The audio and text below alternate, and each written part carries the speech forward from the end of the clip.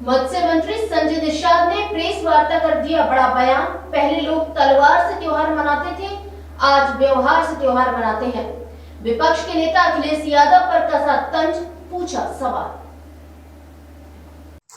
मोदी जी को फिर से प्रधानमंत्री बनाने का है चुनाव, संजय निषाद। हिंदी हिंदुस्तान का है, यहाँ हिंदी पढ़ने वाले डॉक्टर और इंजीनियर बनेंगे, संजय निषाद। आज दो विचारधाराओं की लड़ाई है, विरासत और विकास की, संजय निषाद।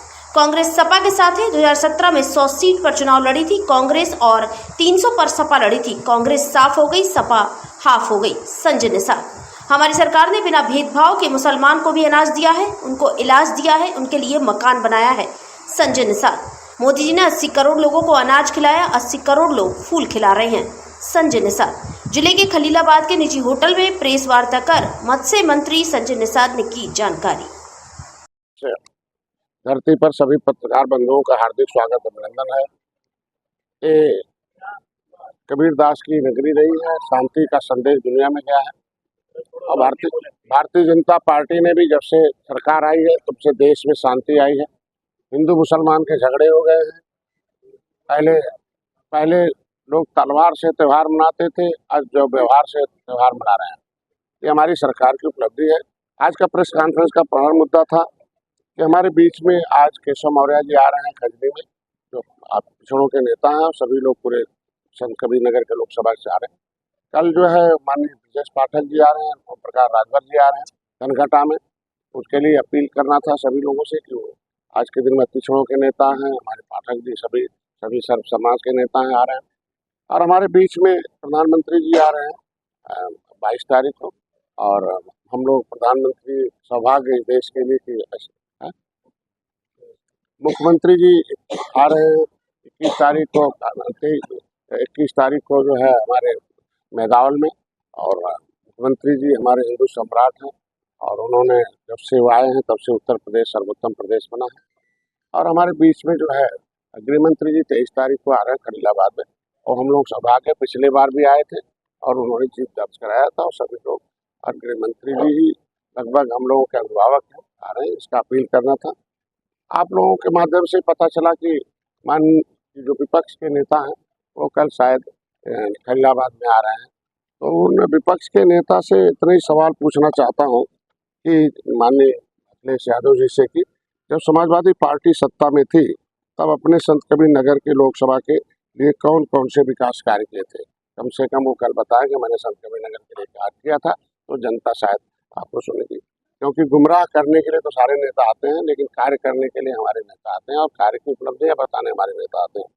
विपक्ष में रहते हुए माननीय जो सपा के नेता हैं, मुखिया हैं, और जो है उनसे एक प्रश्न है कि जो आपके प्रत्याशी है ये सड़क से सदन तक कितनी बार संत कबीर नगर के मुद्दों को उठाया है। जो विपक्ष का हमारा प्रत्याशी है, कभी आवाज उठाए हो, कभी बोलने का अवसर दिए हो, या कभी मुखिया उनको बगल में खड़ा होकर कभी संत कबीर नगर का हाल चाल लिए हो। कोई एक तो फोटोग्राफ्स हो तो हम तो जानते ही पूछ रहे हैं। और उनसे विपक्ष से और सवाल पूछ रहे हैं कि अपनी कितनी बार सत्ता में रहते हुए निषाद मछुआ आरक्षण के मुद्दे को सड़क से सदन तक उठाया। नहीं तो हमने एक पन्ना लिखा है, इसका जवाब दे दे कि मछुआ समुदाय के आरक्षण पर डाका डालने और धोखेबाजी करने की पिछली सरकारों मतलब सपा सरकारों के कुछ सबूत है जो आपको दे रहा हूँ कि कैसे यहाँ धोखा दिया है लोगों ने। और हमारे मछुआ समुदाय के लोग सपा बसपा कांग्रेस के धोखेबाजी को न भूलें, ये संदेश है, इसमें पूरा लिखा है। अगर इसका जवाब हो तो उनसे पूछ लें कि ये हमने जो लिख के दिया है और पूर्ण रूप से दिया कि फाइल गायब कराने में 2004 से 2014 तक ये आरक्षण के मुद्दे की फाइल जो है, जो सपा गुमराह कर रही है हमारे समाज को, कि आरक्षण के मुद्दे पर हम आवाज उठाते रहे तो दिसंबर में भाग जाते रहे। समाजवादी पार्टी का बिना शर्त समर्थन कांग्रेस को था 60 से 2014 तक। 2000 फाइल एक ही शर्त था कि निषादों की फाइल गायब करा दो, तो निषादों की file public file 75/4/1950 home ministry से गायब कराया। मैंने मुकुल वासनी और शैलजा के खिलाफ मुकदमा लिखवा दिया। तो अगर ये निषादों के साथ थे तो मुकुल वासनी और शैलजा के खिलाफ जो मुकदमा लिखा है तो कितने बार इन्होंने उठाया। इस पर जब से दिसंबर जी से आवाज उठवाया केंद्र में राज्यसभा में, तब सपा के सारे सांसद क्यों भाग गए हमारे आरक्षण के मुद्दे पर। तो मछुआ समुदाय के लिए सदन में भाग जाएंगे और यहाँ मछुआ जब निषाद पार्टी और मछुआ समुदाय अपनी नाव से सपा बसपा कांग्रेस को उतार के फेंक दिया है, तो डूब रहे हैं, तब निषाद याद आ रहे हैं। एक अंतिम सवाल उनसे ये था कि आज के दिन में कि निषाद समाज के गौरव वीरांगना फूलन देवी जी की जमीन को हड़पने वाले समाजवादी पार्टी के जो नेता हैं मिर्जापुर के, वो चौरसिया पर आपने क्या कार्रवाई की? मैंने कई बार ज्ञापन दिया, उसकी मां के सांसद का दर्जा दिलाने के लिए कुछ किया, या आपने आपके समय की आपके मुखिया थे फूलन देवी और सदन चल रहा था मारी गई, तो क्या उसके लिए आपने कुछ जांच की बात उठाई? ये सब चीजें उनके हैं कि समाज के ऊपर जो है ये जितने अत्याचार होते रहे हैं। तो आज के दिन में हम खाली इतने बताने आया हूँ कि आज के दिन में राष्ट्र का चुनाव है, ये देश का चुनाव है, मोदी जी के फिर से प्रधानमंत्री बनाने का चुनाव है, क्योंकि मोदी जी एक ऐसे प्रधानमंत्री आए 70 साल में कि जो कहा वो करके दिया, गारंटी के साथ कहा, जो जो वादा किया था अपने संकल्प पत्र में जारी किया था उसको एक एक पूरा किया, और मोदी की गारंटी की गाड़ी ले जाकर गांव-गांव किया था। जो बचे खुचे लोग थे उनका भी फार्म भरवाया कि अगली बार हमें आइए, जो बचे लोग हैं उनको भी हम पूरा करेंगे। पहली बार संकल्प दोबारा फिर जारी किया है कि मैंने पहले जो कहा था वो कर दिया, आगे फिर करेंगे। उसमें नौजवानों के लिए, किसानों के लिए, महिलाओं के लिए, हर जिले के लिए, हर क्षेत्र के लिए, इंजीनियर के लिए, डॉक्टर के लिए, व्यापारियों के लिए, और विशेषकर पहली बार है मछुआरों के लिए भी 3 पन्ने का संकल्प जारी किया है कि उनको क्या कैसे समृद्धि मिलेगी।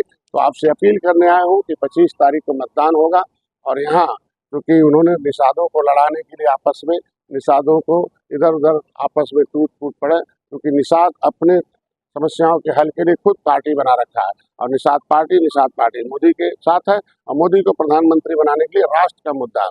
40 पार्टियों में एक पार्टी निषाद पार्टी को मोदी ने आमंत्रित किया था, इस तरह आमंत्रित किया था जिस तरीके से त्रेता में कभी भगवान राम ने निषाद राज को गले लगाया हो, उसी तरीके से देश के मछुआरों के नेता डॉक्टर संजय को भी मोदी योगी ने गले लगाया है। इसलिए हमारी जिम्मेदारी बनती है मछुआरों की कि वो मोदी जी को फिर से गद्दी पर बैठाएं। उसमें मोदी जी ने कहा था कि हम फिर इस बार आएंगे तो 5वें नंबर से लेकर, हम जो अर्थव्यवस्था 13 नंबर पर था 5वें नंबर पर लाया हूँ, 3रे नंबर पर लाऊंगा, और भारत को फिर विश्व गुरु बनाने की तरफ बढ़ूंगा, और जन कल्याणकारी नीतियों को नीचे धरातल पर लाऊंगा। उन्होंने इस बात को कहा था। इस बात के लिए हम सारे देश के मछुआरे गर्व हैं कि कम से कम उन्होंने जो कहा वो किया है, आगे जो कहेंगे वो करेंगे। रहा उत्तर प्रदेश सर्वोत्तम प्रदेश बन रहा है, योगी की सरकार में हम लोग मंत्री हैं। आज के दिन में योगी जी ने जो कहा था कि सभी माफियाओं को मिट्टी में मिला देंगे, सभी अपराधियों को मिट्टी में मिला देंगे, तो सभी लोग अपने आप मिट्टी में मिल गए, और देखो कैसा भयमुक्त वातावरण है, हिंदू मुसलमान एक साथ रह रहा है। उनकी जब साइकिल बटन आती थी तो ये तलवार से त्यौहार मनता था, और जैसे कमल की सरकार आ गई तो सब व्यवहार से त्यौहार मन रहा। इसलिए समाज से अपील है कि व्यवहार से, और विकास पुत्र उत्तर प्रदेश सर्वोत्तम प्रदेश बन रहा है। इसलिए आज के संत कबीर नगर के विकास के लिए तो अभी विधायक जी रखेंगे इस बात को कि संत कबीर नगर कैसे सर्वोत्तम संत कबीर नगर बन रहा है, कैसे सुंदर इतिहास में रहा है, गवाह है आज के दिन में कि विपक्ष में रहते, जो सत्ता में रहते सपा ने पिछड़ों के नाम पर सत्ता में आई, पिछड़ों के नाम पर एक कानून नहीं बनवाई, पिछड़ों को ऐसे छोड़ दिया कि जिस तरीके से मझधार में छोड़ दिया। मोदी जी ने पिछड़ों के लिए पिछड़ा वर्ग आयोग बनाया, उसमें केंद्र में जितनी नौकरियां थी उसमें अभी अवसर प्राप्त किया, अब डॉक्टर इंजीनियर भी बन सकते हैं। इनके समय था कि अंग्रेजी जो पढ़ता था वही डॉक्टर इंजीनियर बन सकता था। हमारी योगी और मोदी जी ने कह दिया कि नहीं, जो हिंदी पढ़ता है वो डॉक्टर इंजीनियर बनेगा, ये हिंदी हिंदुस्तान का है, यहाँ हिंदी पढ़ने वाले भी डॉक्टर इंजीनियर बनेंगे, और शुरू हो गया। हर जिले में एक मेडिकल कॉलेज खुल गया, ये पहला सौभाग्य है। किसी को स्वास्थ्य की चिंता हमारी सरकार ने की। हम गर्व से कह सकते हैं अपने यहाँ सभी जाति सभी धर्म के लोग हैं, हम लोग सबकी आवाज़ है, और हम अपने को सौभाग्यशाली है कि मोदी जी, योगी जी, अमित शाह जी जैसे लोग हम लोगों की आवाज़ को, इस क्षेत्र की आवाज़ को, प्रवीण निषाद हो चाहे हम हो, सीधे पहुंचता है मोदी तक। आज मोदी जी सीधे हाल चाल, कोई ऐसा मंच नहीं होगा कि जब कभी मोदी जी हाल चाल न लेते हो क्षेत्र का, तो ये हम लोग अपने को गर्व महसूस करते हैं। तो क्षेत्र की जनता से अपील करते हैं कि आज के दिन में 2 विचारधारा की लड़ाई है, एक तो इस भारत के विरासत की और विकास की है, और एक तरफ दूसरी है कि आपके विनाश की लड़ाई है, आपके हिस्सा खाने वालों की लड़ाई है कि कांग्रेस सपा के साथ है। 2017 में 100 सीट लड़ी थी कांग्रेस और 300 सपा लड़ी थी, तो कांग्रेस साफ हो गई, सपा हाफ हो गई। इस बार फिर वही कांग्रेस है जो घोटालों का है, जिसकी वजह से देश की जनता कांग्रेस को इसलिए हटाई कि उस कांग्रेस के नेता ने कहा कि हम 100 रुपये भेजते हैं, 85 खा जाते हैं, 15 पहुँचता। और मोदी आज हर योजनाओं में देते हैं और विशेषकर आज सीधे 100 रुपये उनके लाभार्थी के खाते में पहुंचता। आज के दिन में करोड़ों करोड़ों लाभार्थी हैं इसी जिले में। हमको लगता है कि 80% से ज़्यादा लोग लाभार्थी हैं हमारे इस लोकसभा में, संत कबीरनगर में। आज के दिन में हम गर्व से कह सकते हैं कि हमारी सरकार ने बिना भेदभाव के मुसलमानों को भी अनाज दिया है, उनका इलाज दिया, उनका मकान बनाया है, हर जाति हर धर्म के लोगों को इलाज किया है, मकान बनाए। यही अनाज गोदामों में सड़ रहा था, गरीब भूखों मर रहा था। आज मोदी जी ने 80 करोड़ लोगों को अनाज खिलाना है, और जिस 80 करोड़ लोगों को अगर हम खाना खिला रहे हैं तो 80 करोड़ लोग फूड खिला रहे हैं। तो गर्व से कह सकते हैं कि 80% लोग हमारा है और 20 में भी बंटवारा है। आज के दिन में मैं डॉक्टर था पेशे से। यही बच्चे जब मैं कभी बड़ा रोग आ जाता था एक्सरे में, खून जांच में, तो उनसे जो रोगी रहते थे उनसे कहते थे भाई बड़ा रोग है, बड़े अस्पताल में जाना है, तो अपने दिल के टुकड़े को गले लगाकर तड़पते हुए मरते हुए वापस ले चले जाते थे। आज आयुष्मान भारत कार्ड देकर करोड़ों लोगों के जान बचाना है। जिन मछुआरों के पास आयुष्मान भारत कार्ड नहीं, उसके लिए योगी जी ने उनका दर्द सुना। हमारे मछुआ कल्याण कोष से वो अस्पताल में जाए, अपना खाली मोबाइल में कह दो डॉक्टर से कि भाई मेरा दवाई कराने का पैसा मछुआ कल्याण कोष से आया है। मुख्यमंत्री राहत कोष से, प्रधानमंत्री राहत कोष से, ये सारे राहत कोष अलग हैं कि आप खाली लिखवा के भेज दीजिए, सीधे आ जाते हैं और सीधे रोगी के खाते में और डॉक्टर के खाते में आ जाता है। आज के दिन में कितने लोगों की झोपड़ी टपक रही थी। यही बिजली जो है 4 घंटे आती थी, मोदी जी ने कहा 24 घंटे बिजली देंगे।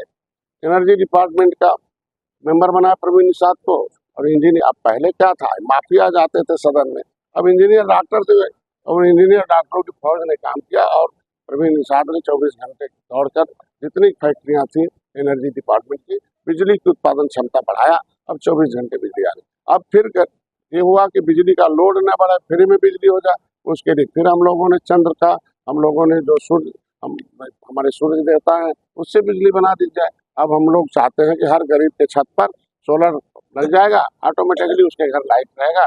अब पहले क्या होगा। तो ये सारी चीजें हैं कि नेता अगर नहीं आता है तो बिजली तो आ रही है, उनका सुरक्षा तो सही। किसी भी समाज को, हर जाति हर धर्म को सम्मान चाहिए। हमारी सरकार ने